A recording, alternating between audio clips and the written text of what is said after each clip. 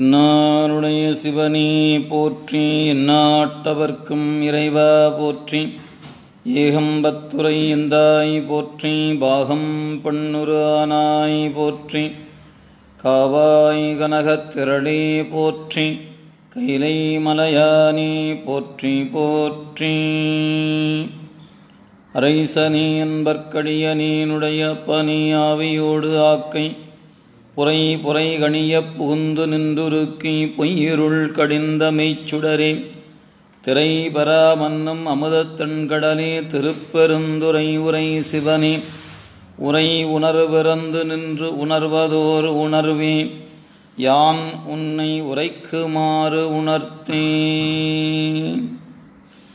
சைவத்தின் மேல் சமயம் வேறு இல்லை, அதில் சிவமாம் தெய்வத்தின் மேல் தெய்வமில்லெனும் நான்மறை செம்பொருள் வாய்மை வைத்த சீதிருத்தேவாரமும் திருவாசகமும் உய்வை தரச் செய்த நால்வர் ஒற்றாள் எம் உயிர்த்துணையே. கல்லால் நிழல் மலை வில்லார் அருளிய பொல்லார் இணை மலர் நல்லார் புனைவரே.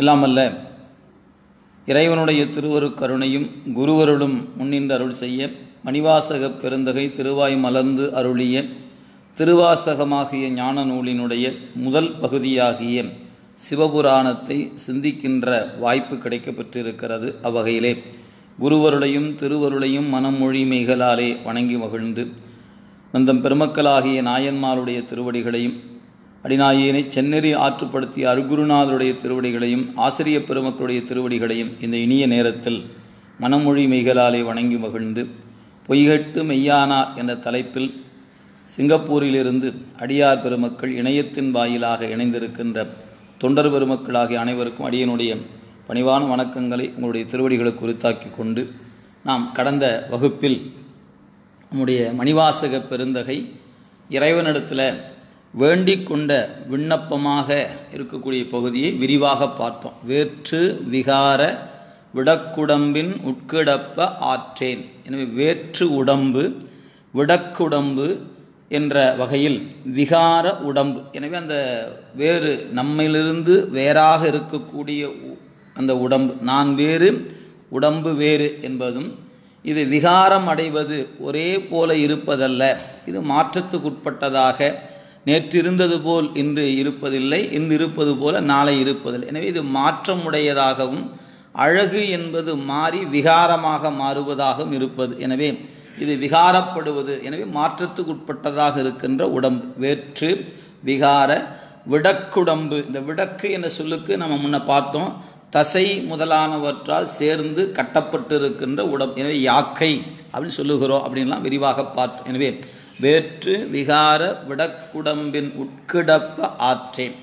இத்தகையது மாயாகாரியமாக இருக்கிற உடம்புக்குள்ள கிடப்பதற்கு என்னால் இயலவில்லை, என்னால் பொறுத்து கொள்ள இயலவில்லை.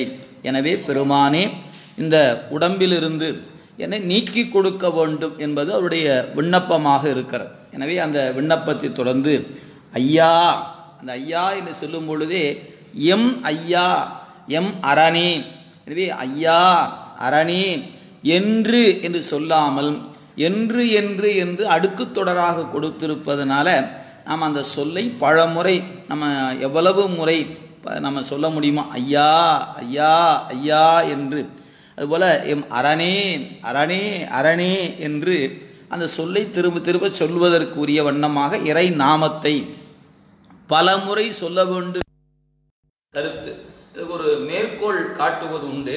நம்முடைய வெளிக்கு துணை திருமென் மலர்பாதங்கள் மெய்மை குன்றா மொழிக்கு துணை முருகா எனும் நாமங்கள் என்று, முருகா எனும் நாமம் என்று சொல்லாமல் நாமங்கள் என்று பன்மையில சொல்லியிருப்பார். அப்ப அந்த முருகா என்பதை நீங்க எவ்வளவு முறை சொல்லுகிறோமோ அதுக்கேற்ப பயன் என்பது கருத்து. அதுபோல இங்க எம் ஐயா அரணே ஓ என்று என்று அரணேயோ ஐயா என்று என்று என்பதனால அந்த இரு நாமத்தையும் பலமுறை சொல்லுதல். அப்படி சொல்வதனால என்ன பயன்? போற்றி புகழ்ந்திருந்து பொய் கட்டு மெய்யான. நீங்க இறை நாமத்தை சொல்ல சொல்ல நமக்கு கிடைக்கக்கூடிய பயன் என்ன அப்படின்னு கேட்டால், நம்மிடத்தில் இருக்கிற பொய் கெடும், நாம் மெய் ஆவோம். இந்த பொய் கட்டு மெய்யானார் என்பதற்கு பொதுவாக சொன்ன என்ன சொல்லலாம், நம்ம இடத்துல என்னென்ன வஞ்சம் இருந்ததோ, கள்ளம் கபடு குற்றம் என்று சொல்லக்கூடிய அந்த பொய்யெல்லாம் கட்டு நாம் மெய் ஆவோம் என்பது ஒரு கருத்து. ஆனால் இந்த சொல்லுக்கு ஆழமான கருத்து இது அல்ல. பொய் கெடுதல் என்பது என்ன அப்படின்னு கேட்டால், நம்முடைய சைவ சித்தாந்த அடிப்படையில் ஆணவம் கன்மம் மாயை இந்த மும்மல சார்புகள் என்பது ஒரே போல இருப்பதல்ல. ஒரு உதாரணம் சொன்னால், நேற்று ஆணவ மலம் நம் அறிவை முழுமையாக மறைத்திருந்தது. இப்போ இந்த பிறவிக்கு உட்படுகிற காலத்தில் கொஞ்சம் அந்த ஆற்றல் இறைவன் கருணையினால அந்த மறைப்பு சிறிது நீக்கம் பெற்று இந்த மல சக்தியானது நம் அறிவை மேல் நோக்கி செல்ல விடாது கீழ் நோக்கி இழுக்கும். நேற்று அது முழுமையாக மறைத்தது, நமக்கு அத்தகைய ஒரு ஆற்றல் இருந்தது என்பதை புலப்படுத்தாமல் அது முற்றிலுமாக மறைத்திருந்தது. இன்று அது கீழ் நோக்கி செலுத்துகிறது.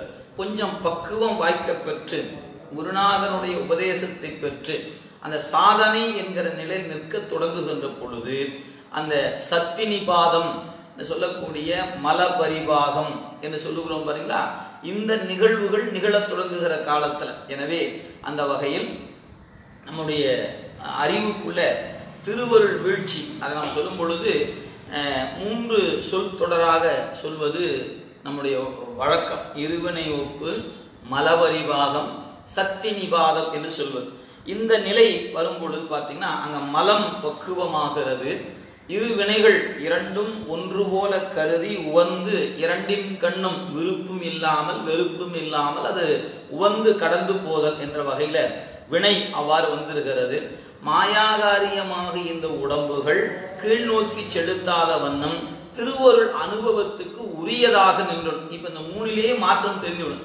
நேற்று வரை நம்மை நேற்று பிறவிக்கு வாராத பொழுது அறிவை முழுமையாக மறைத்த ஆணவ மலம் இன்று கீழ்நோக்கி செலுத்த, திருவருளுக்கு ஆட்படும் போது கீழ்நோக்கி செலுத்துகிற அறிவை அது இழந்து திருவருளையே ஆழமாக திருவருள் ஊன்றி மேல் நோக்கி செல்லுகிற நிலையை அந்த உயிர் பெற்று விடுகிறது. எனவே இப்ப இந்த ஆணவ சக்தியானது நேற்று இருந்தது போல இன்னைக்கு இல்லை. இன்று இருப்பது போல நம்ம திருவருள் வயப்படும் போது நாளை அது நிச்சயமாக இருக்க. நாளைக்கு என்ன ஆகும்? திருவருள் வீழ்ச்சி அறிவிலே வெளிப்படும் போது மலசக்தி அடங்கிவிடும். இது போல நடராச பெருமான் இடத்துல முயலகன் என்கிற அந்த அரக்கன் அடங்கி கிடப்பது போல நாளை நாம் திருவருள் வயப்படும் போது இந்த மலசக்தி அடங்கி கிடக்கும். அப்ப ஆணவ மலம் நேற்று இன்று நாளை இந்த 3க்கு வேறுபாடு பார்க்கிறோம். அதுபோல மாயை என்பது நேற்று நம்மோடு பிறவிக்கு வாராத போது தொடர்பே இல்லாமல் இருந்தது, பிறவிக்கு வந்த பொழுது மயக்கம் செய்தது, திருவருள் வயப்படும் போது இந்த திருவருள் அனுபவத்துக்கு துணையாகிறது. எனவே கண்டேன் அவதிரு பாதம் கண்டறியாதன கண்டேன் என்றும் காண்பதெல்லாம் சிவக்காட்சியாக காணுகிற நிலையை உயிர் பெறுகிறது. எனவே இந்த இடத்துல மாயாகாரியமாக இந்த உடம்பு என்பது ஏனையோருக்கு இருப்பது போல இருந்தாலும் அவர்கள் மயக்கமுடையவராக இல்லாமல், ஒரு உதாரணம் நல்லா சொல்லணும்னா, பூம்பாவை உயிர் பெற்று எழுந்து நிற்கின்ற நிலையில் 16 வயது உடைய பெண்ணாக அனைத்து வகையான அழகுகள் ஒவ்வொரு உறுப்புகளும் என்னென்ன வகையில் அழகு இருக்க வேண்டுமோ அத்துணையும் மொத்தமாக நிற்கக்கூடிய நிலையில் கண்ணுதல் பெருமானுடைய கருணையினாலே எப்படி பார்க்க, கருணை 1000 முகத்தார் கண்டார் என்று திருஞான சம்பந்த பெருமான் அந்த பூம்பாவை காணுகிற பொழுது கருணையின் காரணமாக அந்த பூம்பாவை கருணையாகவே திருவருள் கருணையாக கண்டாரே அன்றே அங்கு ஏனையோ நிகழ்வது போல அவருடைய அறிவுக்குள்ள அந்த மாற்றங்கள் நிகழவில்லை. எனவே மாயாகாரியமா இருக்கிற உடம்பானது அந்த பெண்ணை தன் குழந்தையாக பார்க்கிறார். எனவே சிவநேசராகிய அவர் இந்த பூம்பாவை தாங்கள் திருமணம் செய்து கொள்ள வேண்டும் என்று கொடுக்கின்ற பொழுது, நீர் கூறுவது தகாது, உன்னுடைய பெண் முன்பே இறந்து விட்டால், இப்போது இவள் என் மகள், இறைவன் அருளால் யான் பெற்ற குழந்தை, எனவே இந்த குழந்தையை திருமணம் செய்யக்கூடாது என்று மறுத்து நிற்கக்கூடிய இடத்திலேயே நீங்கள் அவர் எப்படி இந்த மாயாகாரியமான கருவிகளுக்கு ஆட்படாதிருக்கிற தன்மையை அவ்விடத்தில் நீங்கள் நன்கு எளிதாக விளங்கிக் கொள்ளலாம். மற்ற இடம் நிறைய இருக்கின்றன, இருக்கிற இந்த ஒரு இடம் நீங்க நன்கு விளங்கிக் கொள்ளலாம். எனவே அந்த வகையில் ஆணவத்தினுடைய நேற்று இன்று நாளை, அதுபோல மாயை நேற்று இன்று நாளை, கண்மம் நேற்று வரைக்கும் நமக்கு தொடர்பே இல்லாமல் இருந்துச்சு. அப்புறம் பிறப்பு உட்படும் போது கொண்டு வந்த பிராரத்த வினை இருக்கிறது, பிறவிதோறும் ஈட்டிய சஞ்சித வினை இருக்கிறது, இதனால் சம்பாதிக்கின்ற ஆகாமிய வினை இருக்கு. குருநாதர் வந்தார், சஞ்சித வினையெல்லாம் எரித்து விட்டார், கொண்டு வந்த வினை உடம்புள்ள வரை இருக்கும். நீ திருவருள் செயலாகவே கருதுவதனால ஆகாமிய வினை ஏறுவது இல்லை. எனவே இப்ப வினையும் முற்றிலுமாக நீங்குகிற நிலையை நாளை பெற்றுடுவோம். எனவே நேற்று அவையெல்லாம் நம்மிடத்தில் இல்லை என்பதையும், இன்று 3 நம்மோடு இருப்பதும், நாளை இந்த 3 நம்மோடு தொடர்பில்லாமல் இருப்பதையும் இந்த மாயா 3 பாசமும். எனவே நீங்க நம்முடைய உமாவதி சிவனார் போற்றி பகருடையில காட்டும்போது நேற்று நம்மிடத்தில் இல்லாமை என்பதை காட்டி, இன்று எய்தியவாறு காட்டி, நாளை இல்லாமை காட்டுகின்ற செயல், அந்த கருணைக்கு நான் வணக்கம் சொல்லிக் கொள்கிறேன் என்று போற்றி பகருடையில் உமாபதி சிவனார் குறித்திருப்பார். அப்ப பாசம் என்பது நம்மிடத்துல நேற்று இருந்த நிலை, இன்று இருக்கக்கூடிய நிலை, நாளை 3ஐயும் தனித்தனியாக எடுத்துக்கொண்டு நீங்க விரித்தாலும் ஆழமா பார்த்துக்கொள்ள. எனவே இங்க பொய் கட்டு என்பதற்கு ஆழமான கருத்து பாச நீக்கம் என்பது. மெய்யானார் என்பது வீடு பேறு என்ற சொல்லை குறிக்கும். எனவே பொய்கட்டு மெய்யானார், பொய் கெடுதல் பாச நீக்கம், மெய்யானார் என்பது வீடு பேறு. இந்த நிலையத்தான் ஒரு வரியில் நமக்கு மணிவாசகர் சைவ சித்தாந்தத்தினுடைய முடிந்த பயன். நீங்க சைவ சித்தாந்தமும் தீக்கை போன்றவற்றின் பயன் என்ன அப்படின்னு கேட்டீங்கன்னா பாச நீக்கமும் வீடு பேரும். எனவே குருவினுடைய உபதேசத்தால் நமக்கு நிகழ்வது பாச நீக்கம். இது நான் அல்ல, இந்த உடம்பு நான் அல்ல, அறியாமைக்குள் ஆட்படக்கூடாது என்பதும், வினைகளை ஒன்றாக கருதி ரெண்டும் ஒன்று போல் கருதி அதை உவந்து விடுதல் வேண்டும் என்பதெல்லாம் குரு உபதேசத்தின் பயனாகத்தான் நமக்கு கிடைக்கிறது. எனவே அது பாச நீக்கம் என்பதாலும், நாம் இறைவனுடைய திருவருள் ஒன்றுபட்டு நிற்பதனால் நாம் மெய்யாகிறோம். எப்ப நாம மெய்யாவோம் அப்படின்னு கேட்டா, பொய் கெடுகின்ற பொழுது மெய்யாகிறோம். இதுவே நம்ம உண்மை விளக்கம் படிக்கும் போது, பொய் காட்டி பொய்யகற்றி போத ஆனந்த பொருளா மெய்காட்டும் மெய்கண்டாய் விண்ணப்பம் என்று குருநாதனுக்கு வணக்கம் சொல்லுகிற பாட்டுல அது எவ்வாறு இருந்தது என்பதை நாம் அங்க பார்த்திருக்கிறோம். எனவே அதை நீங்கள் நினைவில் கொள்ளலாம். எனவே அந்த வகையில இங்க எடுத்து காட்டப்பட்டிருக்கின்ற இடம் அதுதான் என்பதை நாம் தெரிந்து கொள்ளலாம். எனவே அந்த வகையில் காணுகின்ற பொழுது பொய்கட்டு மெய்யானார் என்று சொல்லப்பெறுகிற இந்த பகுதியானது பாச நீக்கத்தையும் சிவப்பேற்றினையும்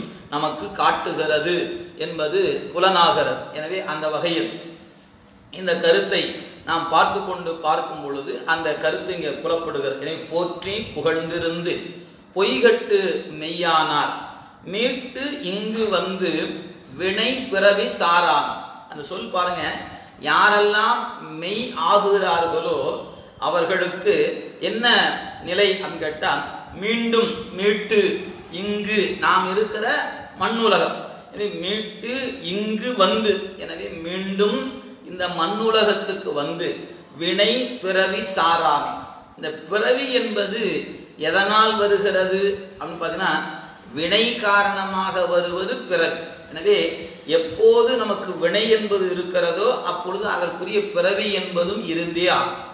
வினை இல்லை என்றால் பிறவிக்கு வேலை இல்லை. எனவே பிறவியால் வருவன கேடு உள ஆதலால் என்பது திருஞான சம்பந்தருடைய தேவார். பிறவியால் வருவன கேடு உள ஆதலால் என்று குறித்திருப்பார். நீங்க திருவாரூர் பதிகத்துல இந்த குறிப்பு இருக்கும். அஞ்சல் நெஞ்சே அஞ்சல் நெஞ்சே அஞ்சல் நெஞ்சே என்று அருள் செய்கின்ற அந்த திருப்பதிகத்துல பிறவியால் வருவன கேடு உள ஆதலால் என்று மிக அழகாக நமக்கு அருள் செய்திருப்பார். எனவே வினை உள்ளளவும் பிறவி வரும், பிறவி உண்டா மீண்டும் வினை வரும். எனவே வினையால் பிறவியும் பிறவியால் வினையும் வரும். இதுபோல வினை என்பது விதை என்றால் பிறவி என்பது மரம்.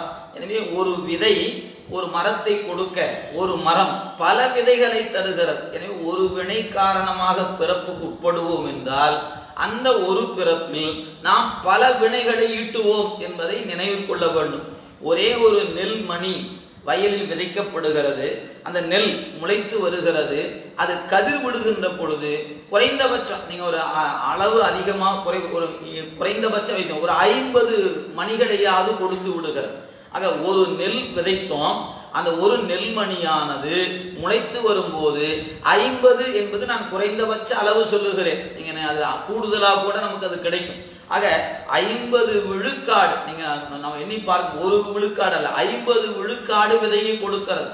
அப்ப ஒரு விதை 50 மடங்கு விதை தருகிறது என்று சொன்னால் அதே போல நாம் செய்கிற வினை என்பது இது நெல்லுக்கு எடுத்துக்கொண்டோம்னா, இதுவே ஒரு இளநீர் இருக்கிற தேங்காய் எடுத்து அதை ஊன்றி அது தென்னங்கன்றாக வளர்ந்து வந்துனா அது குலை குலையாக கொடுக்கிறது. எத்தனை கொடுக்கிறது? தன் வாயுக்காலம் வரைக்கும் கொடுத்து கொண்டு இருக்கிறது.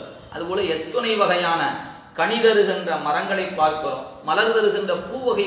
எனவே ஒரு விதை பல வகையான விதைகளை கொடுக்கிறது என்பதில் நாம் எல்லோரும் அறிந்தோம். எனவே நாம் வினை என்கிற ஒன்றில் அகப்படுகின்ற பொழுது அது ஒரே ஒரு வினை தாங்க. தயவு செய்தா நீங்க அதை பெருசா எடுத்துக்காதீங்க, அது இருந்துட்டு போகட்டும், அது கொஞ்சம் எனக்கு ரொம்ப பிடித்தமானது என்று அந்த ஒரு வினை நமக்காக கொஞ்சம் வச்சுக்கிட்டோம் சொன்னா அந்த ஒரு வினை காரணமாக பிறப்புக்கு உட்படணும். அந்த பிறப்புல நாம பல வினைகளை ஈட்டி விடுவோம் என்பதை மறந்துவிடக்கூடாது. அதனாலதான் நம்முடைய பெருமக்கள் எந்த வகையிலும் வினைகளுக்கு ஆட்படாதிருக்க வேண்டும். அதான் என் வினை ஒத்தபின் கணக்கிலா திருக்கோலம் நீ வந்து காட்டினாய் கழுக்குன்றிலே என்று மணிவாசகர் மிக அழகா சொல்லுகிறார். பிணக்கிலாத பெருந்துரை பெருமான் உன் நாமங்கள் பேசுவார்க்கு இணக்கிலாததோர் இன்பமே வரும் துன்பம் துடைத்து எம்பிரான் உனக்கிலாததோர் வித்து மேல் விளையாமல் என் வினை ஒத்தபின் கணக்கிலா திருக்கோலம் நீ வந்து காட்டினாய் கழுக்குன்றிலே என்று அருள் செய்வதன் மூலமாக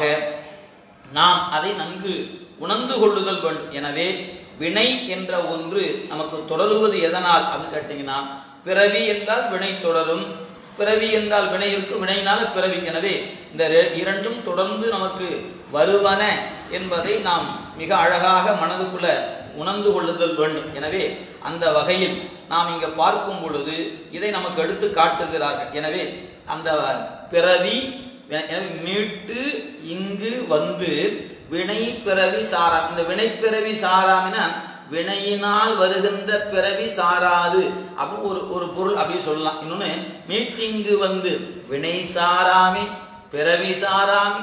எனவே வினையினால் பிறவி கொஞ்சம் பிரிச்சு எடுத்துக்கிட்டா நீங்க எப்போது மெய்யாகிறீர்களோ அப்பொழுது வினை உங்களை சாராது. எனவே பிறவி என்பது சாராது. எனவே வினை சாராமே பிறவி சாராமே என்றும் வைத்துக் கொள்ளலாம், அல்லது ஒரே பொருளாக வைத்து மீட்டிங்கு வந்து வினை பிறவி சாராம். எனவே வினை என்கின்ற பிறவி சாராமே என்ன செய்வான்? கள்ள புலக்குரம்பை கட்டு அழிக்க வல்லான். இந்த உடம்பு எத்தகையது அப்படின்னுட்டா மயக்கம் செய்யக்கூடியது, வஞ்சனை செய்யக்கூடியது. நமக்கு இருக்க இந்த உடம்பு எத்தகையது அப்படின்னு கேட்டீங்கன்னா கள்ளப்புலன் என்று குறிப்பிடுகிறார். எனவே வினை என்பது இவ்வாறு பிறவியை தருகிறது என்பது நம்ம சொன்னது போல திருவாரூர் பதிகத்துல அந்த பவனமாய் சோடாயாய் நாயலா பஞ்சுதோ என்கிற அந்த பதிகத்துல 5வது பாட்டுல குறிப்பிடுகிறார்.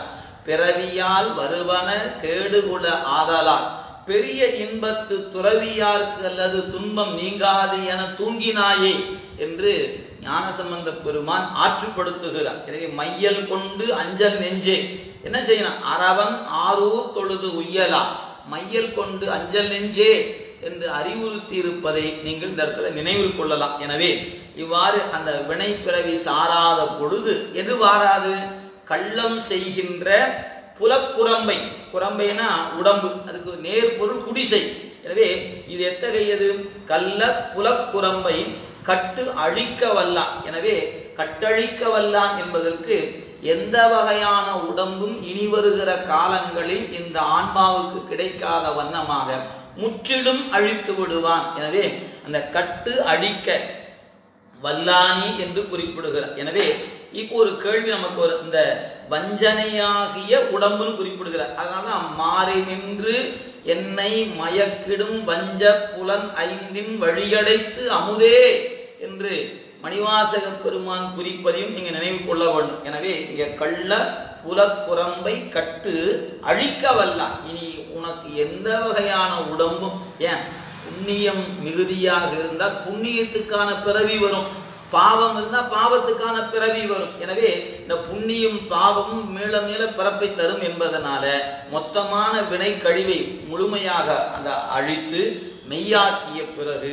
நமக்கு இனி எந்த விதமான உடம்பும் இல்லை. கள்ள புலக்குரம்பை கட்டு அழிக்க வல்லானே நள் இருளில் நட்டம் பயின்றாடும் நாதானே. இங்க நள்ளிருள் அப்படின்னு சொல்லும் பொழுது பொதுவா எல்லாரும் சொல்றது என்ன காரணம், ஒரு இரவுல நடனம் ஆடுகிற பெருமான்.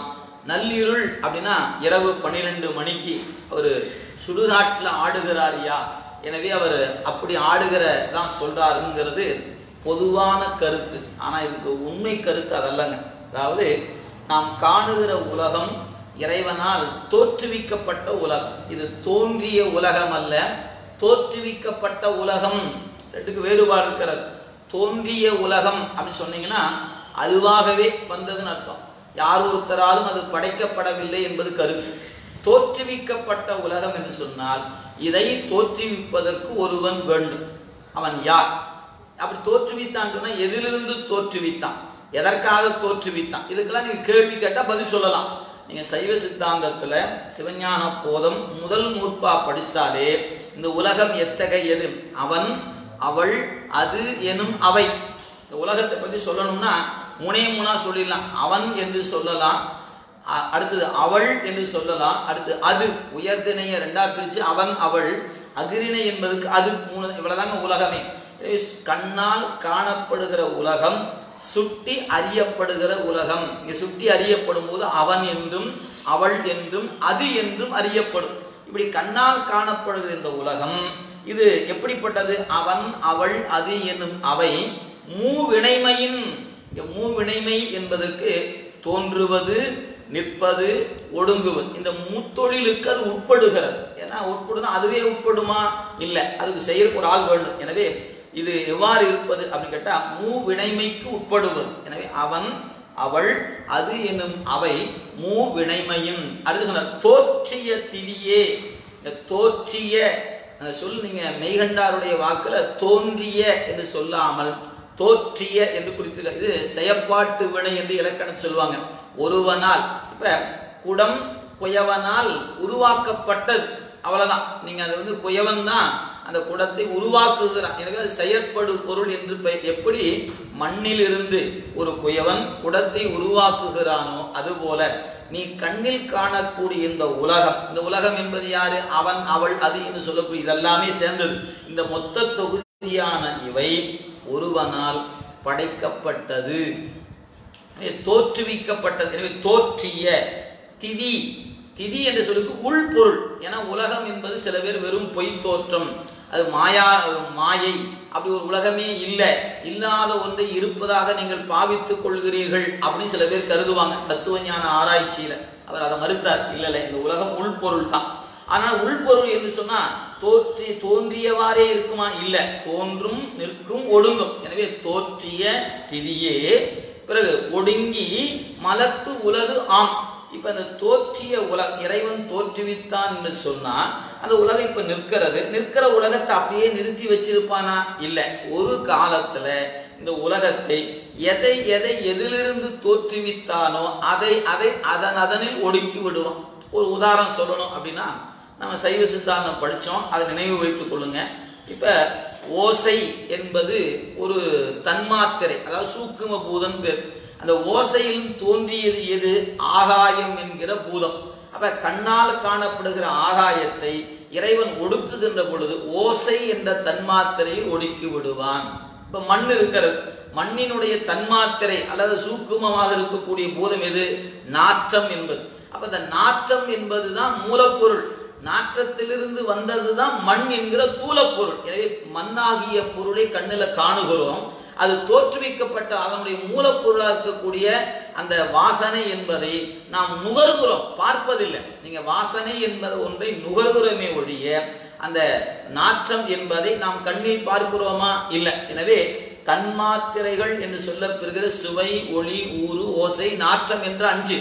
இந்த 5ம் தான் 5 பூதம் வருவதற்கு காரணமாக இருப்பது. அப்ப இந்த 5 பூதங்களும் ஒடுங்குகின்ற பொழுது எங்கு ஒடுங்கும் கேட்டால் எதிலிருந்து தோன்றியதோ அதுல போய் ஒடுங்கும். சரி, இந்த சுவை, ஒளி, ஊறு, ஓசை, நாற்றம் என்கிற 5ம் அது எங்கேயா போய் ஒடுங்கும் அப்படின்னு கேட்டீங்கன்னா அது போய் அகங்காரம் என்ற தத்துவத்துல போய், அந்த அகங்காரத்தை நம்ம 3ஆ பிரிச்சிருப்போம். அதாவது தைசத அகங்காரம், அத்த வைகரி அகங்காரம், பூதாதி அகங்காரம் என்று மூணா பிரிச்சிருப்போம். இந்த பூதங்கள் பூதாதி அகங்காரத்தில் போய் ஒடுங்கும். இந்த அகங்காரம் பூதாதி அகங்காரம், அகங்காரம் என்ற தத்துவத்துல ஒடுங்கும். அகங்காரம் எங்க போய் ஒடுங்கும்? புத்தி என்ற தத்துவத்துல ஒடுங்கும். இந்த புத்தி எங்க ஒடுங்கும்? மூல பிரகிருதி என்று சொல்லப்பெறுகிற தத்துவ கூட்டத்துல ஒடுங்கும். அது எங்க போய் ஒடுங்கும் அப்படின்னு கேட்டீங்கன்னா கலை என்ற தத்துவத்துல ஒடுங்கும். கலை எங்க போய் ஒடுங்கும்? அசுத்த மாயை என்ற, அதாவது அதுல இருந்து தோன்றுகிற மாயையில போய் ஒடுங்கும். அந்த மாயை அசுத்த மாயையில போய் ஒடுங்கும். அசுத்த மாயை எங்க ஒடுங்கும்? அது ஒடுங்காதியா, அது அப்படியே இருக்கும். அவ்வளவுதான். இது சுத்த மாயை, அசுத்த மாயை. இது நம்ம அந்த அட்டவணை படிச்சோம்னு நான் சொல்லும் போது எளிமையா இருக்கும்.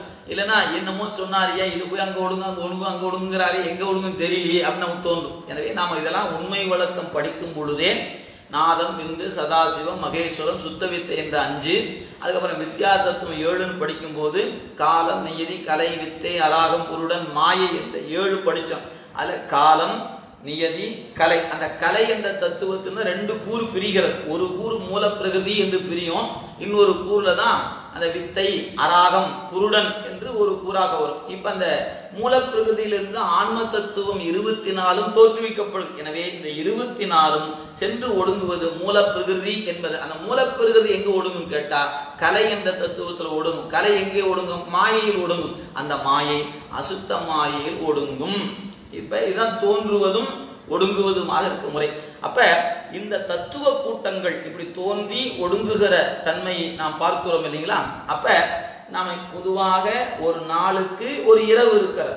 அப்ப நாம இன்றைய நாள்தோறும் பார்க்கிறோம், நம்ம இரவு 12 மணி வரும்போது செறிந்த இருளாக இருக்கிறது. இந்த இருளில் நடமாடுகிறான் என்பது பொதுவா சொல்லக்கூடிய கருத்து. ஆனா ஆழமான கருத்து என்னன்னு கேட்டீங்கன்னா, இந்த நான் தோற்றுவித்த உலகத்தை எல்லாம் ஒரு காலத்து ஒடுக்குவான். அப்படி ஒடுங்குகின்ற பொழுது, எல்லாம் ஒடுங்கிய பொழுது அவன் ஒருவனை தவிர எதுவுமே இருக்காது. எப்படி இருக்கும்? மாயை என்ற பொருள் இருக்கும், அடுத்தது கண்மம் என்கிற பொருள் இருக்கும், ஆணவம் என்ற ஒரு பொருள் இருக்கும். இந்த ஆணவத்துக்குள்ள பக்குவம் ஆகாத உயிர்கள் எல்லாம் அதுக்குள்ள கிடக்கும், பக்குவமான உயிர்கள் எல்லாம் திருவடிக்குள்ள கிடக்கும். இவ்வளவுதாங்க நிலை, இருப்பு நிலை. இப்ப இன்னைக்கு நாம் காணுகிற இந்த உலகத்தை இறைவன் ஒடுக்குகிறான் என்று சொன்னா, யாரெல்லாம் பக்குவப்பட்டு இருந்தார்களோ அவங்க திருவடியில் ஒடுங்கி விடுவார்கள். பக்குவம் இல்லாதவர்கள் ஆணவ மலத்துல தான் ஒடுங்குவார்கள். இந்த மாயின் கண்மம் என்று சொல்லப்படுது. இந்த காணப்படுகிற 224 புவனங்களும் மாயையில ஒடுங்க. மாயை ஒடுங்க, அது மாயை அப்படிதான் இருக்கும். அதுபோல கண்மம் என்பதுல நாம் சம்பாதித்த கண்மம் எல்லாம் அந்த கண்மங்களை போய் புத்தி தத்துவத்துல ஒடுங்க. இவையெல்லாம் போய் ஒடுங்கும் பொழுது கண்மம் என்பதும் போய் மூலமா இருக்கும் கண்மத்துல ஒடுங்கி கிடக்கும். எனவே மீளவும் உலகம் தோற்றுவிக்கப்படும் பொழுது, அந்த தத்துவ மாயாகாரியமான தத்துவம் தோன்றும் பொழுது, புத்தி என்ற தத்துவம் எங்கிருந்து வருகிறதோ அந்த இடத்துல நாம் செஞ்ச வினைகள் எல்லாம் அங்கதான் கிடக்கும். அந்த யாரால் செய்த வினை என்பதெல்லாம் குறிப்புகளை பூரா எடுத்து வச்சு இறைவனுவான், இந்த வினை இவன் தான் செஞ்சான், அவனை கூட்டி விடு அப்படின்னு அவன் தான் கூட்டி வைப்பான். இந்த சங்கார காலமே முடிஞ்சிருச்சுன்னா இனிமேல் நம்ம பிறவியெல்லாம் கழிஞ்சு போய் நினைச்சிடாதீங்க. நீங்க சங்கார காலம் முடிந்தாலுமே நாம பல ஊழிகளை பார்ப்பவர்கள். வேடிக்கையா சொல்வது உண்டு, சிவபெருமான் பல ஊழிகளை காண்பார். ஊழிதோர் ஊழிமுற்றும் உயர் பொன்னொடி தான் மலை என்பது நம்பி ஆரூரர் தேவார். சாமி எத்தனை ஊழிங்க பார்த்திருப்பாரு. அவர் எண்ணற்ற ஊழியை பார்த்து கொண்டு இருக்கிறார். ஏன்? எல்லாம் ஒடுங்குனாலும் அவன் ஒடுங்காம இருக்கிறவன். அதே மாதிரிதான் நாமளும். எப்படி? நாம எத்தனை ஊழியை பார்த்து தெரியல. ஏன்? இன்னும் பக்குவமே ஆனபாட்டை காணமே. செத்து செத்து பிறந்து செத்து செத்து பிறந்து இன்னும் பக்குவம் ஆயிருந்தா இந்நேரம் எப்போ திருவடிக்கு போயிருப்போம். ஆகாதனால இன்னும் நம்ம பிறப்புக்கு உட்பட்டு கொண்டு. எனவே நாமும் பல ஊழி பார்த்தவங்க தான், சிவருமானும் பல ஊழி பார்த்தவர் தான். ஆனா இதுல நமக்கு சிறுமை. நாம் ஊழி பல பார்ப்பது நமக்குரிய சிறுமை, அவன் ஊழி பல படைத்தது அவனுக்குரிய பெருமை. ரெண்டையும் மறந்துடக்கூடாது. அது அவன் கருணை காரணமாக நமக்காக நாம் பக்குவம் ஆகவில்லை என்ப திரும்ப திரும்ப திரும்ப திரும்ப நீ எப்போது பக்குவம் ஆவாயோ அதுவரை நான் படைப்பை விட்டுவிட மாட்டேன். இந்த உலகத்தில் இருக்கிற உயிர்கள் எல்லாம் பக்குவம் ஆகிற காலம் வரை என்னுடைய படைப்பு நிகழ்ந்து கொண்டே இருக்கும் என்பது அவனுடைய கருணையாக. எனவே அந்த எல்லாவற்றையும் ஒடுக்குகிற காலத்துக்கு சங்கார காலம் என்று சொல்லுவோம். இன்னும் கொஞ்சம் சொல்லும் பொழுது மா சங்கார காலம் என்று சொல்லுவாங்க. எனவே அத்தகைய சங்கார காலத்தை தான் இங்க நள் இருளில். அப்ப எல்லாமே ஒடுங்கும் பொழுது எதுவுமே இயக்கம் இருக்காது. ஆனா அப்படி எல்லாம் ஒடுங்கிய பிறகு இந்த உயிர்கள் பொருட்டு உலகத்தை படைக்க வேண்டும் என்று கருணை கொள்கிறான். அப்படி படைக்க வேண்டும் என்று கருணை கொள்கின்ற பொழுதே மாயை காரியப்படுத்துகிறான், படைப்பாயிற்று. அப்ப இந்த நம்மீது கொண்ட கருணை காரணமாக ஒடுக்கிய உலகத்தை மீள தோற்றுவிக்க வேண்டும் என்றால் அவன் ஐந்தொழில் செய்ய வேண்டும். எனவே கூத்து அல்லது நடனம் அல்லது இங்க சொல்லக்கூடிய நட்டம் என்று சொன்னீங்கன்னா இவை எல்லாமே படைத்தல், காத்தல், அழித்தல், மறைத்தல், அருளல், இந்த 5 தொழிலுக்குத்தான் நட்டம் அல்லது நடனம் அல்லது கூத்து என்று பெயர். அப்ப ஒடுங்கிய உலகத்தை மீளவும் தோற்றுவிக்க வேண்டும் என்றால் அவன் என்ன செய்ய வேண்டும்? திருக்கூத்து இயற்றியாக வேண்டும். எனவே எல்லாம் ஒடுக்கி மீள தோன்றுவதற்காக அவன் நடனம் புரிவான். இங்க நடனம் புரிவான் என்பதற்கு என்ன பொருள்? சங்கார காலத்தில் ஒடுக்கி அந்த இறைவன் மீளவும் இந்த உலகத்தை தோற்றுவிப்பான். புனர் உற்பவம் என்று அதுக்கு சித்தாந்த கலை சொல்லின் பெயர். புனர் உற்பவம், மீண்டும் உலகத்தை தோற்றுவித்தல். அப்ப இங்க நடனம் என்பதற்கு பொருள் என்னன்னு கேட்டா மீண்டும் உலகத்தை தோற்றுவித்தல் என்பதுதான் இங்கே சொல்லப்படுகிற கருத்து. எனவே இந்த மால் அயன் முதலானவர்களை நியமிக்கக்கூடிய அதிகாரம் இருக்கும் உருத்திரன். எனவே எல்லாருமே ஒடுங்குவார்கள், உருத்திரனும் ஒடுங்குவார். எனவே அனைத்து ஆன்ம வர்க்கத்தை சார்ந்தவர்களும் மாசங்கார காலம் என்ற காலத்துல ஒருவரும் இல்லாமல் ஒடுங்கி விடுவார்கள். பிறகு மீளவும் இறைவன் தோற்றுவிக்கும் போது இவன் முதலாக நின்று உலகத்தை தோற்றுவிப்பான். எனவே உலகத்துக்கு முதலா நிற்பான், அவனுக்கு முதல் கிடையாது. அவன் இந்த உலகத்தை ஒடுக்கும் போது முடிவா நிற்பான், அவனுக்கு முடிவு கிடையாது. அதனால ஆதியும் அந்தமும் இல்லா அரும்பெரும் ஜோதி என்று தொடங்கியவர் போற்றி அருளுகனின் ஆதியாம் பாதமலர், போற்றி அருளுகனின் அந்தமாம் செந்தளிர்கள் என்று அங்க முடித்து காட்டு. அவனுக்கு முதலும் முடிவும் இல்லை, ஆனா இந்த உலகத்துக்கு அவன் தான் முதலும் முடிவுமாக இருக்கிறான் என்பதை அந்த தொடர் நமக்கு காட்டு. எனவே இந்த இடத்துல நள்ளிருளில் நட்டம் பயின்றாடும் நாதன். நள்ளிருள் என்பது மாசங்கார காலம். அந்த மாசங்கார காலத்தில் நட்டம் என்றால் திருக்கூத்து, ஐந்தொழில் கூத்து. அந்த ஐந்தொழில் கூத்தை நிகழ்த்துகின்ற பயின்றாடும் நாதன். இந்த சொல் பாருங்க, பயின்றாடும் நாதன். இந்த கூத்தை அவன் பயிலுகிறான்கிறார். நாம் எப்படி மாணவன் பாடம் பயிலுகிறானோ அதுபோல இறைவன் இந்த கூத்தை ஓயாது நேற்றும் படிச்சான் பையன், இப்பவும் படிச்சுட்டு இருக்கிறான், நாளைக்கும் படிச்சுட்டு இருப்பான். எனவே அவன் எப்போ 3 காலத்திலும் அந்த பயிலுதல் என்பது தொடர்கிறதோ அதுபோல இறைவன் நேற்றும் கூத்தாடினான், இன்றும் ஆடிக்கொண்டிருக்கிறான், நாளையும் ஆடுவான். ஏன்? இந்த உயிர்களுக்காக. எனவே அந்த பயின்றாடும் நாதன், நாதன்னா தலைவன். எனவே நள்ளிருளில் நட்டம் பயின்றாடும் நாதனே. அப்ப இந்த சொல்லின் வடிவாக நமக்கு மணிவாசர் உணர்த்துவது சிவஞான போதம் முதல் நூற்பாவின் கருத்து.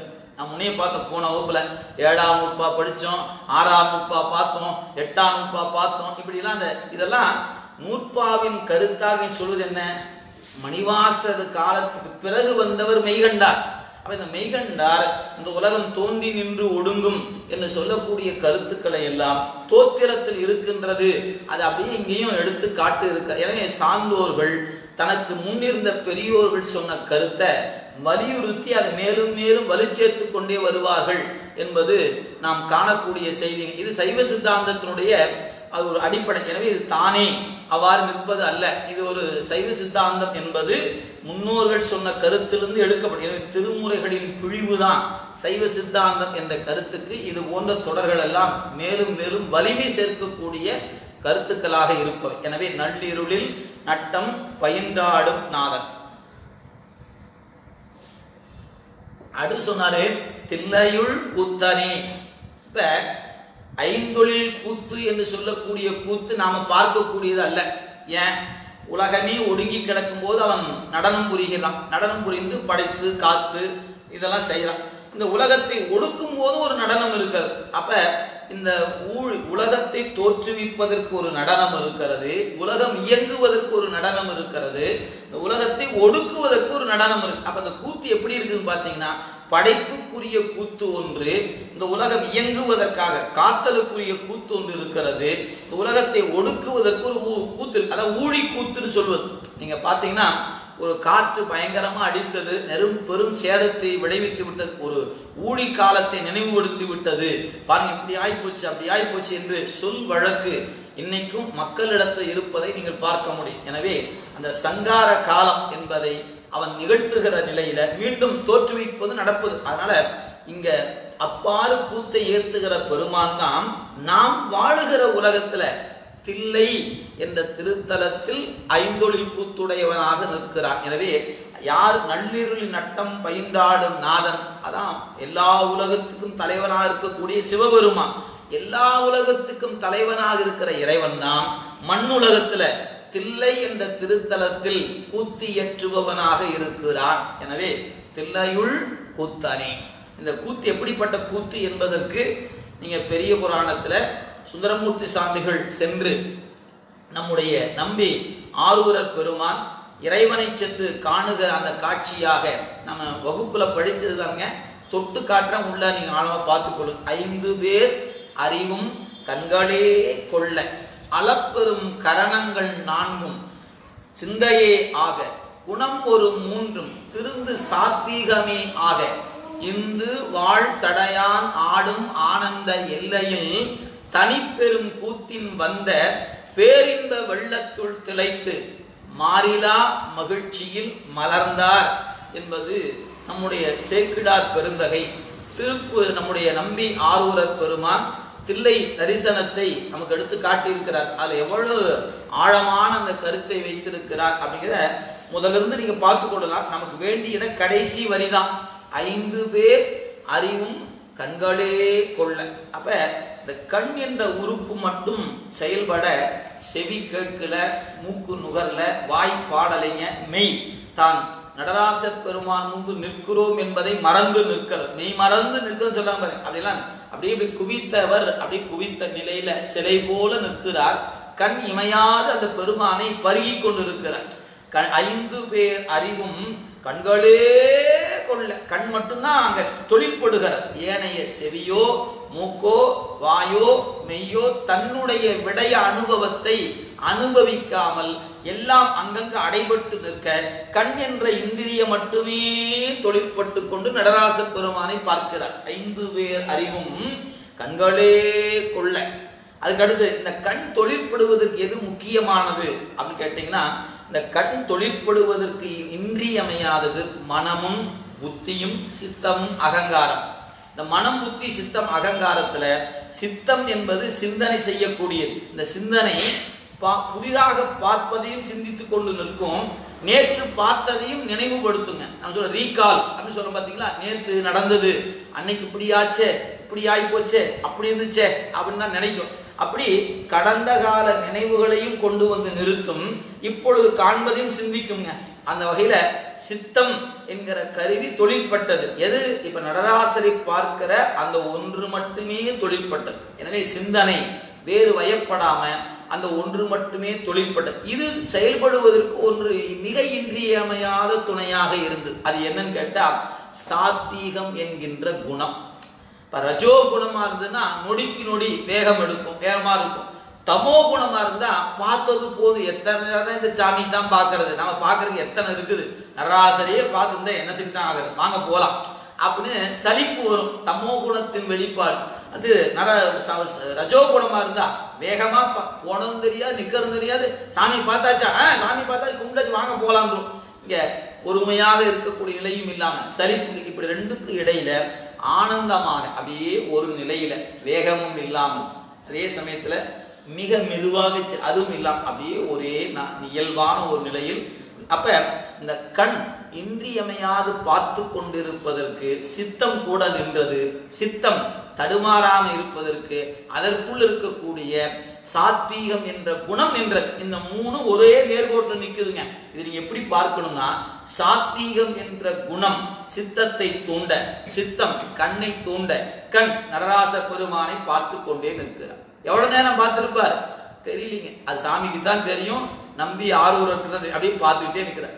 5 பேர் அறிவும் கண்களே கொள்ள அளப்பெரும் கரணங்கள் 4 சிந்தையே ஆக குணம் ஒரு 3 திருந்து சாத்வீகமே ஆக இந்து வாழ் சடையான். சந்திரனை தலையில சூடி இருக்கக்கூடிய பெருமான். சடையான் என்பது பெருமானுக்குரிய திருநாமம். எனவே இந்து வாழ் சடையான் ஆடும் ஆனந்த எல்லையில் தனிப்பெரும் கூத்து. அதை சொல்லி பாருங்க, அதுக்கு தான் இங்க வந்தேன். இங்க என்ன சொல்றாரு, தில்லையில் கூத்தானே சொன்னார் இல்லைங்களா. இந்த கூத்து எத்தகையது அப்படின்னு கேட்டா அப்படியே சேர்க்கிறார் வாக்குல பாருங்க. தனிப்பெரும் கூத்துனர் இது தனி கூத்து, பெரும் கூத்து. அப்ப இங்க தில்லையில் ஆடுகிற கூத்து எப்படிப்பட்டதுன்னு கேட்டா, ஏனையோர் கூத்தாடுகிறார்களே அந்த கூத்து அல்ல. நீங்க இன்னைக்கு நடனம், நாட்டியம் என்று இன்னைக்கு பலவாறு பார்க்கிறோம். இது எல்லாத்தையுமே ஒரு டைரக்டர் இருப்பார். அவர் திரை மறைவில் நின்று கொண்டு அவங்களுக்கு கற்றுக் கொடுத்திருப்பார். அவங்க ஓரமா நின்றுக்குவாங்க. நீங்க நாட்டியத்தை எடுத்துக்கொண்டா நட்டுவாங்கம் என்று சொல்லக்கூடிய ஒரு ஆசிரியர் கையில ஒரு கோல் ஒன்று வைத்திருப்பாங்க. ஒரு கட்டம் முன்னாடி இருக்கும். தாம் தக் தக் தை அப்படின்னா அந்த சொல்லுற சொல்லும் அந்த கோல் அவங்க அடித்து எடுக்கிற ஓசையும் ஒரே போல இருக்குங்க. நீங்க இது எப்படி பார்க்கணும்னா, நீங்க இந்த மிருதங்கம் போன்றவற்றை எல்லாம் கற்றுக்கொள்கின்ற பொழுது ஒரு வாய்ப்பாடு சொல்லி கொடுப்பாங்க. அவ தாம் அதான் அப்படின்னா அந்த சொல்ல இவங்க மனப்பாடம் பண்ணணும். அப்பதான் அந்த கை பேசும். அப்ப அந்த மிருதங்கத்தில் வரக்கூடிய அந்த சொல் தக்க தாக்கிட தக்க தாக்கிட தக்க தாக்கிட தக்க தாக்கிட அப்படின்னா டக்க டக்க டக்க அந்த கையில் அந்த வேகம், அந்த சொல்லுக்கு ஏற்ப இந்த கையும் அசையும். இந்த சொல்லும் இந்த கையும் ஒரே போல ஒத்து போகணும். அப்பதான் அது மாணவன் அவன் இதுல தேர்ச்சி வருவான்னு அர்த்தம். வாய்ப்பாடே வாயில நுழையிலன்னா மிருதம் கத்துக்குவானா? கத்துக்க முடியாது. அது மாதிரி நட்டுவாங்கம் என்பவங்க தான் அந்த கூத்தினுடைய நாயகர்கள். அவங்க தான் அதை வேகப்படுத்துவதும் மென்மையாக சொல்வதும். அந்த அதுக்கேற்ப அந்த கூத்து அங்க இருக்கும். இந்த கோல் தட்டுவதற்கு ஏற்ப அந்த கால் இருக்கக்கூடிய சலங்கை கீழே தட்டி ஓசை கொடுக்கணும். தாம் அப்படின்னாங்கன்னா ஒரு கால் எடுத்து ஒரு தட்டு தட்டுவாங்க. இந்த கோல் அடிப்பதும் தாம் என்று சொல்வதும் காலில் சலங்கையில ஓசை ஒரே மாதிரி இருக்கும். இதுல எங்காவது அடிச்சது ஒரு பக்கம், ஓசை ஒரு பக்கம் வந்துச்சு, காலை வச்சு ஒரு பக்கம் இருந்துன்னா இது என்னையா டான்ஸ் ஐயாது, இந்த ப்ரோக்ராம் ஏயா வந்து ஆயிடும். அப்ப மூன்றையும் ஒன்னாக்குறாங்க பாரு. அப்ப அந்த சொல்பவருடைய கவனம் அந்த கோல் அடிப்பது, அதுக்கப்புறம் அதை கேட்டு நடனம் புரிகின்ற இந்த எல்லாரும் அந்த ஒரே நிலையில நிற்கணும். அப்பதாங்க அந்த நடனம் வெற்றி பெறுகிறது. அப்ப உலகத்தில் காணக்கூடிய நடனத்துக்கு ஒரு நடன இயக்குனர் இருக்கிறார். ஆனா சிவபெருமான் இப்படி ஆடுகிறாரேயா, யாருங்க அவருக்கு இதெல்லாம் சொல்லி கொடுத்தா கேட்டா, அட போயா ஒரு ஆளும் இல்லை, அவர் தான் ஆடுறார். இது தனி கூத்து. இவனை போல் இன்னொருவர் ஆட இயலாது. இது ஒப்பற்ற கூத்து, தனி கூத்து, பெரும் கூத்து. இப்படி அந்த கூத்துக்கு பல வகை சொல்வதுண்டு. எனவே அந்த வகையில் ஆடுகின்ற அந்த சொல்ல இந்துவாள் சடையான் ஆடும் ஆனந்த எல்லையில் தனிப்பெரும் கூத்தின் வந்த பேரின்ப வெள்ளத்துள் திளைத்து மாறிலா மகிழ்ச்சியில் மலர்ந்தார்னு சொன்னார் பாருங்க. அதுதான். எனவே இப்ப உலகத்தை தோற்றுவிப்பதற்கு ஆடுகிற கூத்து இருக்கிறது, அது புனர்வுப்பவும் என்கிற கூத்து. அதே தில்லையில் ஆடுகிற கூத்து எத்தகையது? ஊன நடனம், ஞான நடனம், ஆனந்த நடனமாக 3 வகை கூத்தை அவன் இயற்றி கொண்டு இருக்கிறான். அந்த கூத்தை ஆக உலகத்தின் நிலையில எல்லா வெளிகளையும் கடந்து அண்டம் கடந்து ஆடுகிற கூத்து ஒன்று இருக்கிறது. அண்டத்துக்குள்ளே ஒரு கூத்தாடுகிறான், அதுதான் தில்லை என்கிற திருத்தலம்.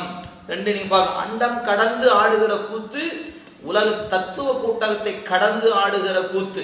ஆனா நாம் காணும் வண்ணமாக அத்தத்துவ கூட்டத்தை கடந்து ஆடுகிற பெருமான் தான் நம் பொருட்டு, நம் மீது கொண்ட காதல் பொருட்டு தில்லை என்ற திருத்தலத்திலே ஆடுகிறான். எனவே அப்படி நல் இருளில் நட்டம் பயின்றாடும் நாதானே தில்லையுள் கூத்து. அந்த நாதானே தில்லையுள் கூத்தனே, இந்த நாதன் தான் தில்லையில் ஆடுகிற கூத்தன்.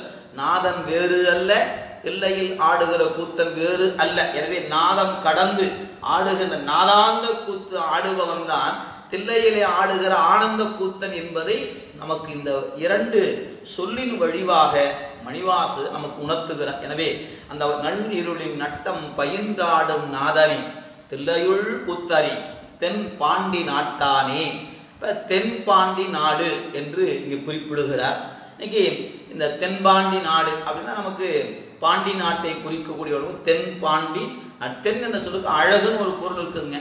எனவே அழகான பாண்டி நாட்டுக்குரியவரை இப்ப தில்லையிலும் ஆடுகிறான், அண்டம் கடந்தும் ஆடுகிறான், இங்க பாண்டி நாட்டிலும் இருப்பவர். எனவே பாண்டி தென்பாண்டி நாட்டானே அப்படின்னு சொல்றார். அல்லல் பிறவி அறுப்பானே.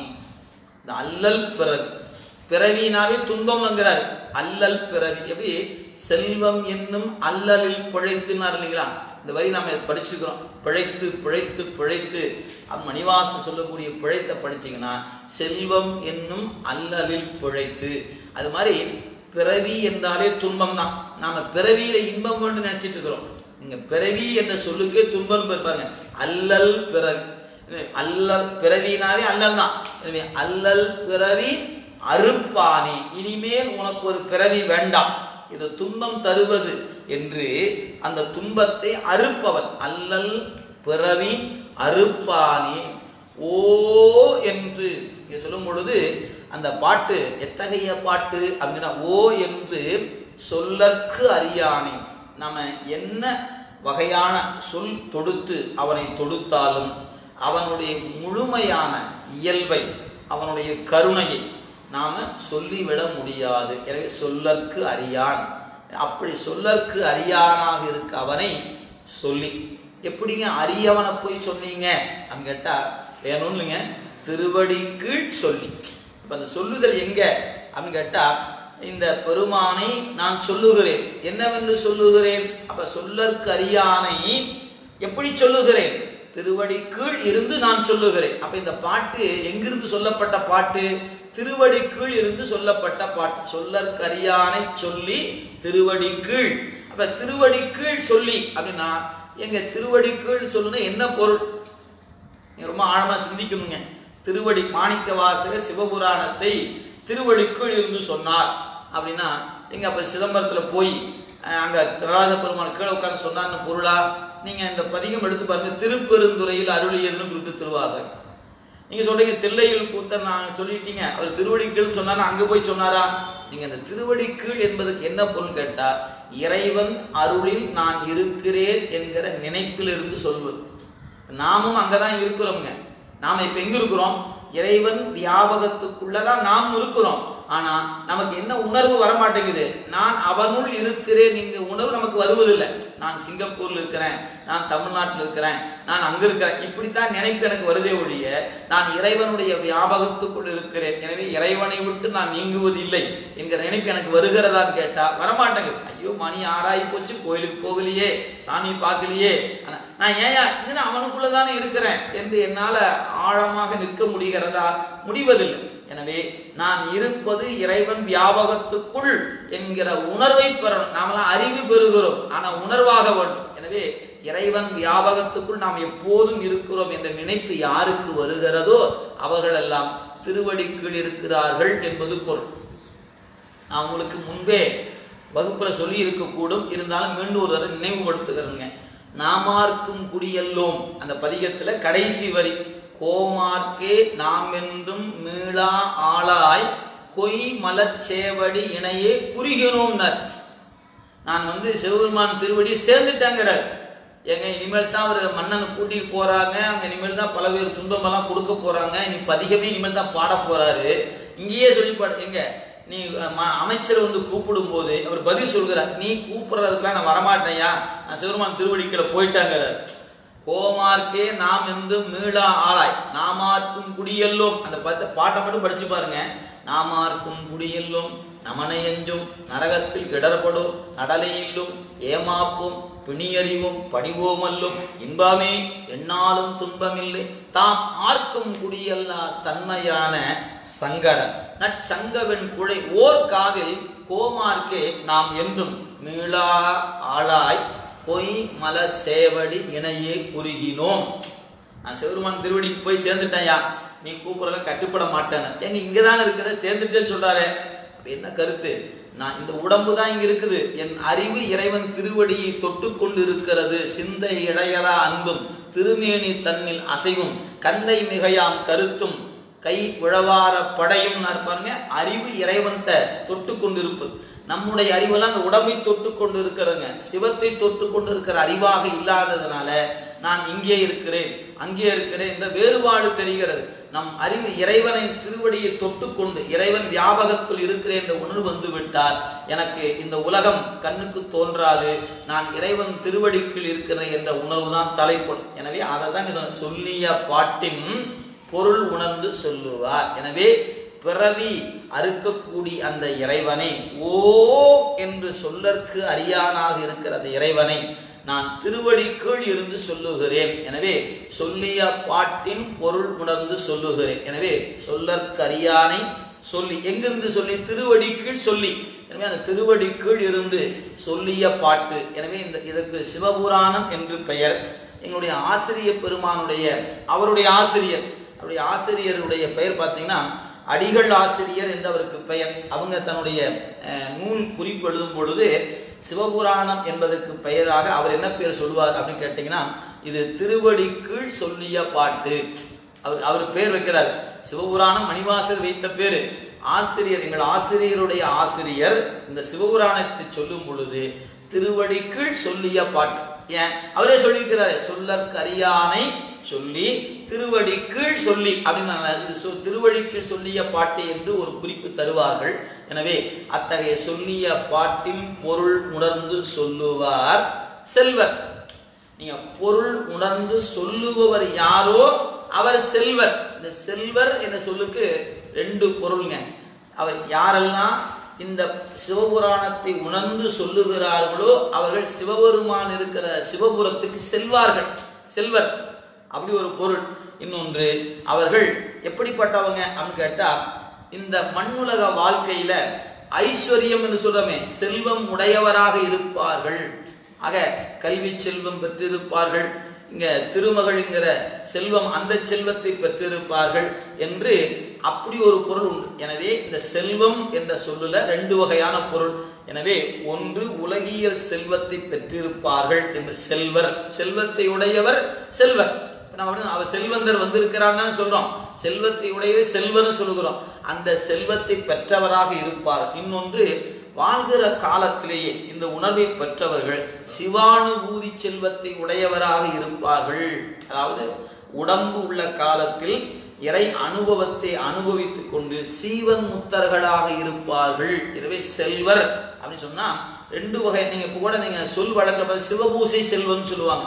சொல் வழக்கில் ஐயா அவங்க சிவபூசை செல்வருங்க அப்படின்னு சொல்லுவாங்க. அப்ப சிவபூசை என்பது ஒரு அனுபவத்துக்குரிய, அந்த அனுபவத்தை அனுபவிப்பவர். எனவே சிவானுபூதியை அனுபவிப்பதனால் அவர் செல்வர். எனவே சிவபூசை செல்வர் என்று சொல்வது போல, எனவே உலகத்தின் கண் இருக்கக்கூடிய செல்வத்தை பெறுவார்கள் என்பது ஒரு பொருள். சிவபூசையாகிய சிவபெருமானை அனுபவிக்கின்ற அனுபூதியை பெறுகின்ற செல்வர் என்பது ஒரு பொருள். மூன்றாவதாக அவங்கெல்லாம் சிவபுரத்துக்கு செல்வர். யாரெல்லாம் பொருளுடன் சொல்லுங்க அவங்கெல்லாம் புறப்படுவாங்க. எங்க? நிற்பா நிற்க நில்லா உலகில் நில்லோ இனி நாம் செல்வோம். எங்கெங்க போறீங்க? ஐயா வாயா, நமக்கு அங்க இருக்குது நம்ம இடம், நாம போய் அணியார் கதவு அது அடையாமே சிவபுரத்துக்கு செல்வோம். நாம புறப்பட வேண்டிய இடம் அங்க. நம்ம போய் பக்கத்து வீட்டுல கதவு தட்ட வேச அவசியம் இல்லை, எது வீட்டுல நாம சிவபுரத்துக்கு போக வேண்டிய ஆளியாங்கிறார். எனவே செல்வர் எங்க? சிவபுரத்தின். எனவே சொல்லிய பாட்டின் பொருள் உணர்ந்து சொல்லுவார். இங்க தாங்க சிக்கல் இருக்கிறது. இப்ப நான் இப்போ உங்களுக்கு நம்ம ஒரு 4-5 வகுப்பாக இந்த சிவபுராணத்தை பார்த்துட்டு இருக்கிறோம். இப்ப நான் சொல்லி கொண்டு இருக்கிறேன், நான் பொருள் தெரிந்து சொல்லுகிறேனே ஒழிய உணர்ந்து சொல்லலை. இப்ப உணர்ந்தா என்ன அர்த்தம் அப்படின்னு கேட்டா, உணர்வுக்கு ஆட்படும் போது அந்த நாம் உணர்வுக்கு ஆட்பட்டு இருக்கிறோம் என்பது மெய்ப்பாட்டில் வெளிப்பட்டுடுங்க. அதாவது கண்களை ஒரு கண்ணீர் பெருக்கு, நான் தழுதழுத்து போதல், அப்படி உடம்பு சிலித்து போதல், என்னால் பேச முடியலைங்க, அதுக்கு பேச்சு வரமாட்டேங்குது அப்படின்னு நிற்கிற ஒரு அனுபவம் வரும் பாருங்க, அதுதான் அனுபூதி என்று பெயர். இதுக்கு வேறு பெயர் மெய்ப்பாடு என்று பெயர். பொருள் தெரிந்து சொல்வது வேறு, பொருள் உணர்ந்து சொல்வது வேறு. தெரிதலுக்கும் உணர்தலுக்கும் வேறுபாடு இருக்கிறது. இதை நம்முடைய சாதாரணமாக எல்லாருக்கும் புரிகிற மாதிரி ஒரு எடுத்துக்காட்டு சொல்ல வேண்டும் என்றால், உணர்தல் என்ன, அதாவது உணர்ந்து சொல்வதற்கும் தெரிந்து சொல்வதற்கு என்ன வேறுபாடு அப்படின்னு கேட்டால், ஒரு பெண் கருவுற்றிருந்து 10 மாதம் ஒரு குழந்தையை தன் வயிற்றில் சுமந்து அந்த குழந்தை இந்த மண்ணுக்கு வருகிற காலத்தில் அந்த குழந்தையினுடைய அழுகுரல் கேட்ட மாத்திரத்தில் நெஞ்சம் பிசைந்து அந்த ரத்தம் அப்படியே பாலாக மாறி வருகிற பொழுது அந்த குழந்தைக்கு அந்த தாய் பாலூட்டி வளர்க்கிறாள். அப்போ அவ சொல்லுகிற இந்த குழந்தையை பெற்றெடுக்கும் போது செத்து பிறந்துட்டோம் அப்படின்னு சொன்னாங்க. இந்த செத்து பிறந்தேன், இந்த உயிர் ஒன்று இந்த மண்ணுக்கு வருவதற்கு நான் செத்து பிறந்திருக்கிறேன் என்று அந்த தாய் சொல்லுகிறார் பாருங்க. அது உணர்ந்து சொல்லுவது. இப்போ நாம பக்கத்தில் இருந்தோம், சொன்னதை கேட்டுட்டு சொல்றோம். இப்போ நான் சொல்றேன்னு வச்சுக்கிறேன், சொன்னதை கேட்டு சொல்லுகிறேனே ஒழிய நான் உணர்ந்து சொல்பவன் அல்ல, தெரிந்து சொல்பவன். அப்போ ஒரு தாய் ஒரு குழந்தையை பெற்றெடுத்தல் என்பது அடுத்த பிறப்புக்கான துன்பம், அவ்வளவு பெரிய துன்பத்தை ஒரு பெண் அனுபவிக்கிறாள். எனவே செத்து பிறக்கிறாள் என்று நான் சொல்வேன் என்று சொன்னால் அது தெரிந்து சொல்லுதல், அது ஒரு தாய் சொல்வாள் என்று சொன்னால் அது உணர்ந்து சொல்லு. ரெண்டுக்குள்ள வேறுபாடு தாங்க. எனவே நாம் இப்ப சொல்லு, இலக்கணம், சொற்பொருள் இப்படி சொல்லிக் கொண்டு இருக்கிறோம். எனவே இது தெரிந்து சொல்லுதல். தெரிந்து சொல்றவங்களாம் சிவபுராணத்துக்கு சிவபுரத்துக்கு போக மாட்டாங்க, உணர்ந்து சொன்னா தான் போக முடியும். எங்கேயா உணர்வது அப்படின்னா சொல்லிக்கிட்டே இருந்தா உணர்வோங்க. நம்ம நாளோடு சொல்லணும். நீங்க அப்படியே உறக்க சொல்லி சொல்லி சிவபுராணத்தை சொல்லி சொல்லி அப்படியே வந்து மனனம் செய்ய செய்ய நம் நெஞ்சம் நிச்சயமாக ஒரு நாள் கொஞ்சம் உருக்கத்துக்கு ஆளாகும். அப்படி உருகுகின்ற பொழுது அன்பின் வெளிப்பாடாகிய கண்ணீர் பெருக்கு வரும். அப்படியே அந்த கண்ணீர்லாம் நாம் அன்புடையவர் என்பதை காட்டுவதற்கான அடையாளத்துல இன்றியமையாத அடையாளம். நீங்க அன்புடையவர் என்று எது காட்டும் கேட்டா கண்ணீர் தாங்க காட்டும். அது ஒரு மிகச்சிறந்த சாதனம் கண்ணீர் என்பது. எனவே நெஞ்சம் நெக்கு உருகுகிறது, இறைவனை பற்றி நிற்கிறது என்று சொன்னால் சிவபுராணம் சொல்வதற்குள்ளேயே அப்படியே கண்ண வேற்று விகார விடக்குடம்பின் உட்கிடப்ப ஆற்றேன்னு சொல்லும் போதே அப்படியே குலுங்கி குலுங்கி தேம்பி தேம்பி அழுது. பாட்டு அதுக்கு மேல வரக்கூடாது. ஏன் அழுகிறாரு? ஐயோ அவருக்கு வருத்தத்துல இருக்கிறாருங்க. இத்தனை பிறப்பு பிறந்துட்டேன் சாமி, இன்னும் என்னையா, இன்னும் எனக்கு இன்னுமா உன்னுடைய அறிவு வரமாட்டேங்குது என்று அவர் தேம்பி தேம்பி அழுதுட்டீங்கன்னு வச்சுங்க. இப்படி பாடும்போது அங்கங்க அது பாட்டுக்கு அப்படியே மழை திறந்த வெள்ளம் போல வந்து கொட்டி முடிச்சிருது. அப்புறம் மூச்சு அப்பந்தாமே விடுறோம், அப்பாடா சிவரம் சொல்லி முடிச்சாச்சு.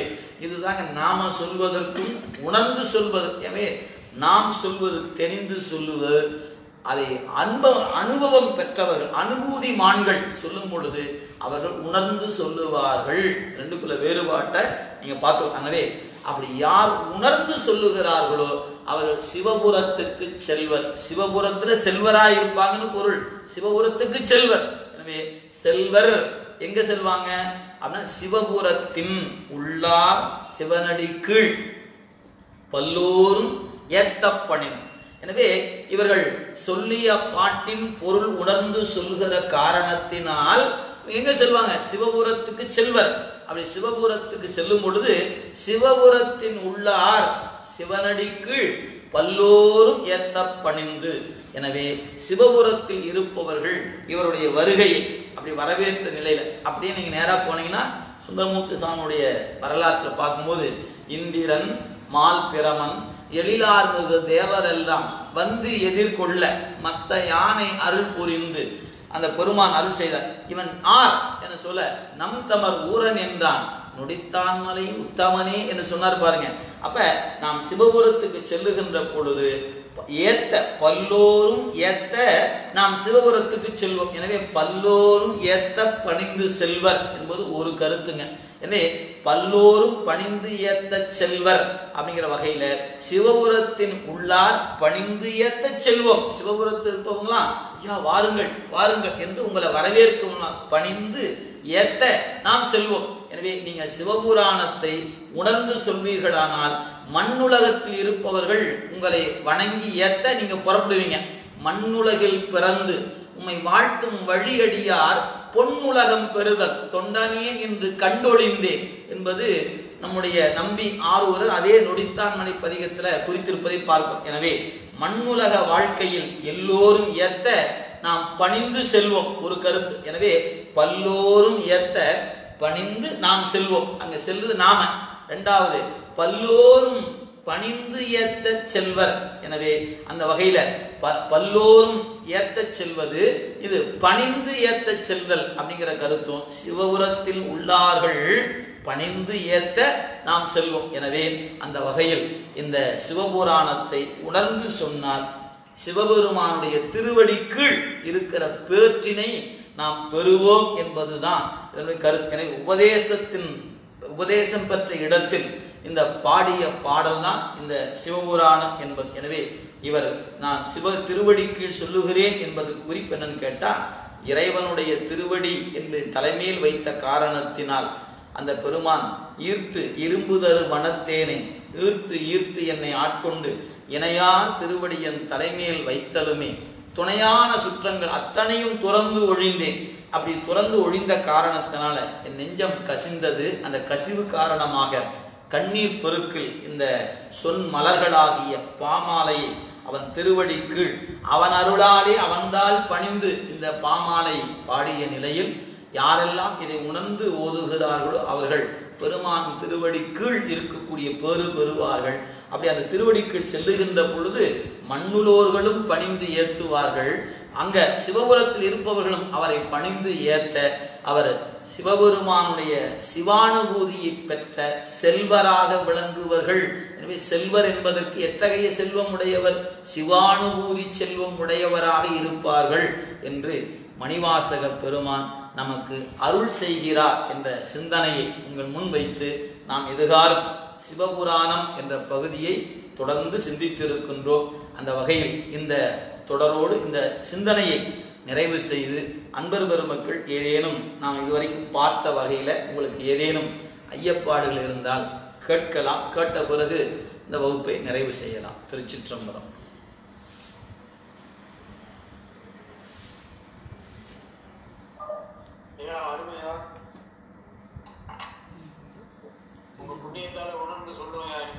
சிவாய நம சிவாய.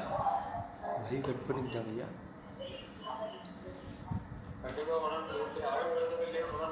சிவசிவா சிவசிவா. நல்லா இருந்தது. சூப்பரா இருக்குது.